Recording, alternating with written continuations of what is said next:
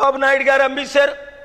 ఆయన ముఖ్యమంత్రిగా ఉన్నప్పుడు మొన్న జగన్మోహన్ రెడ్డి గారు గంగవరం పోర్టు 60,000 కోట్లది 620,000 కోట్లకి అదానికి అమ్మేశారు మన షేర్స్. అంటే 100 కోట్ల విలువైనది 1 కోటి రూపాయలకి అమ్మేశారు. అంతకుముందు రాజశేఖర రెడ్డి గారు అమ్మేశారు.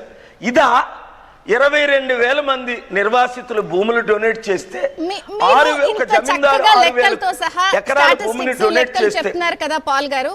మరి జగన్ గారు రామ్ గోపాల్ వర్మ గారితో మిమ్మల్ని ఒక పొలిటికల్ కమీడియన్ అని వీడియోలు చెప్పి అలా వదులుతున్నారే, మిమ్మల్ని పొలిటికల్ కమీడియన్ గా చిత్రీకరిస్తున్నారే జగన్ పార్టీ. చూడండి అమ్మా,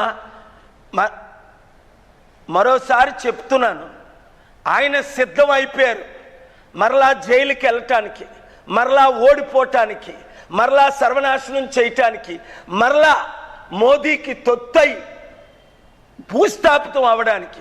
అయితే ప్రజలేమనుకుంటున్నారు, చంద్రబాబు నాయుడు గారు వస్తే బాగుంటుందని అనుకుంటున్నారు, మోసపోతున్నారు. ఈ రాష్ట్రం సపరేట్ అయినప్పుడు ముఖ్యమంత్రి ఎవరమ్మా? 2014లో చంద్రబాబు నాయుడు గారు. స్పెషల్ స్టేటస్ తెచ్చారా? స్పెషల్ ప్యాకేజ్ తెచ్చారా? స్మార్ట్ సిటీలు కట్టారా?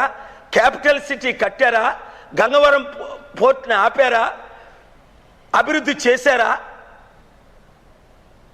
అంత పోలవరం ప్రాజెక్ట్ కట్టారా? రైల్వే జోన్ తీసుకొచ్చారా?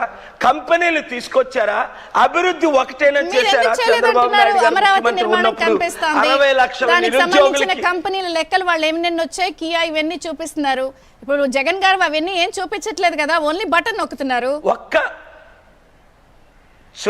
చూడండి అమ్మా, చంద్రబాబు నాయుడు గారు తెలివైన మనిషి అయినప్పటికీ ఎందుకు ఫెయిల్ అయిపోయారో చెప్తాను. ఒకటే కారణం, 60 కేసులుండి మొన్న 52 రోజులు జైలుకి వెళ్ళారు. నోరిప్పి ఫైట్ చేస్తే మరలా మోదీ అమిత్ షా జైల్లో పెడతారని. జగన్మోహన్ రెడ్డి గారి మీద 32 కేసులు, చంద్రబాబు నాయుడు గారి మీద 60 కేసులు ఉన్నాయి.